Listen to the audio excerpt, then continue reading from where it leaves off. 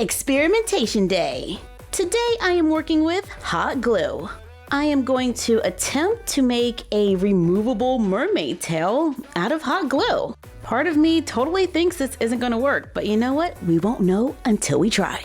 In our other hot glue videos, y'all were like, Toya, get a silicone mat. So I did. I'm going to put another mat under it just so I can move it around a little easier.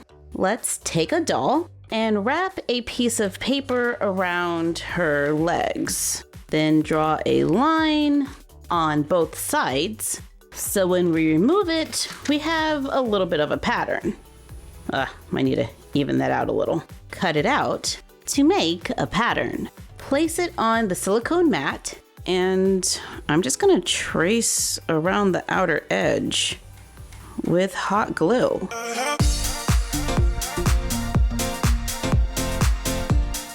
Then carefully remove the paper. Now let's just fill it in. And I'm just gonna make little dots all over the place because I think it might look like scales, but I don't want to make them too big because then it might be like really hard to bend it and stuff. I mean, it might not bend anyway, but I feel like thinner might be better. But in order to keep the shape of each little dot, we have to leave space between them while they're drying. This is definitely a lot of work for an experiment. We're just making tiny little dots. And I'm finding it goes a little faster if you just keep the nozzle on the mat and kind of like make your dot and then slide over. I think that might reduce our strings. Nope. Still have tons of strings. And now I'm filling in. So I have to like just look really closely and see where we need to fill in the gaps. This is gonna take a while. I have it pretty much covered. I do have some holes. I've been trying to fill them in, but it feels almost impossible. I probably should have laid down like a thin layer first and then put the dots on top, but it's a little too late for that now. And we're already having an issue with it being a little on the thick side. I like the texture, but I do have a lot of little strings that I am not excited about. I'm using a hairdryer to melt some of those glue strings. Do take care, it can melt your design. I wrap it around the lower half of the doll, and I'm gonna just glue it down using hot glue, and I'm being very careful not to get burned. I don't know if this is gonna work. Let's carefully trim off the excess. I can see the spots that I missed, so let's just fill some of those in. And try to be neat about it. Yeah. And we can clean up the seam along the back. All of those dots gave us a lot of texture. However, they also gave us weak spots in the tail. So far, this tail is not incredibly flexible, but it can bend. However, if you let go, it just kind of bends right back. However, if I bend it too much, I can start to see the spaces between the dots start to separate. Okay, so right now it's pretty easy to remove the tail from the doll. However, I do want it to fit a little tighter at the hips. So I'm gonna pinch and glue it together just a little bit at the hip. I did leave a little space in it because I had to make sure I could still remove it. And I can.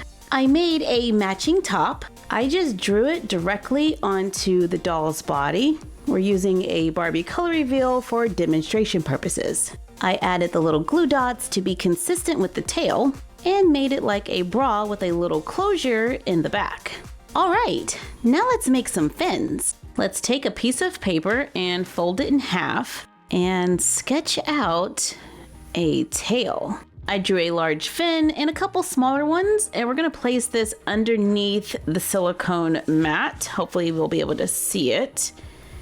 Yeah, I think we can make that out. I flipped it over and it's a lot easier for me to see in person. Trace along the lines, fill it in with thin lines, carefully peel it from the mat to make one side of the fin. This came out pretty good. It's very flexible. I don't have a ton of gaps in it, and I'm gonna glue it right onto the side of the tail. I added some small little fins under the chest. Let's add some at the hips, and maybe another set down by the tail. Oh my goodness, this is looking pretty good. And it's all made out of hot glue. Look at that. Just being honest, for a second there, I thought this was going to be a total fail. The tail is not as flexible as I would like, but I think this was a really valuable learning experience, and maybe the second time around, we can do a little better. But I am not loving this right here. I probably could have brought the fins a little closer together. I just added a little dot of glue. I don't know, maybe that will work. Construction is pretty much done, so I guess now we can paint it. Although part of me feels like I'm gonna mess this up and I just wanna leave it as is. Maybe she's a jellyfish mermaid. Okay, we're gonna paint it. I wanna go for kind of a Mako Mermaids kind of vibe. But I also wanted to kind of mesh a little bit with her skin tone. So I'm starting with a brown base coat on the main part of the tail. Placing it on a doll with the basic 5 points of articulation does make it a little easier to hold. Let's fade it out onto the fins just a little. Let's add a little orange going down the center. And we're gonna try to fade that out. Add a little bit to the fins. And this is really light because I want to keep a little bit of that translucentness, if that's even a word, on the fins. I'm allowing it to dry. While waiting, I work on the top. I started with a brown base coat, then added some orange, and we're fading it down on these little lower fins. Let's bring out the details in these fins and kind of just go over the little spines or veins. Sorry, I do not know fish anatomy. Let's add a little yellow in there so it's kind of fading from brown to orange to yellow. Yeah, we needed a little bit more color. It's definitely making it a little brighter. I'm going back and touching up some of those areas that I might have missed, and then I realized that they are actually holes. Let's use a little bright gold metallic paint to add a little shimmer to the tail. I'm starting with a very thin, light coat, and we can just build it up in the areas that we want. I'm gonna focus on putting it right down the middle. The gold is really softening that brown. Look at that. That doesn't look half bad. Sorry, I'm just like really surprised that this is looking halfway decent. Sometimes I go into projects having no idea if it's going to work at all. It's kind of exciting and scary at the same time.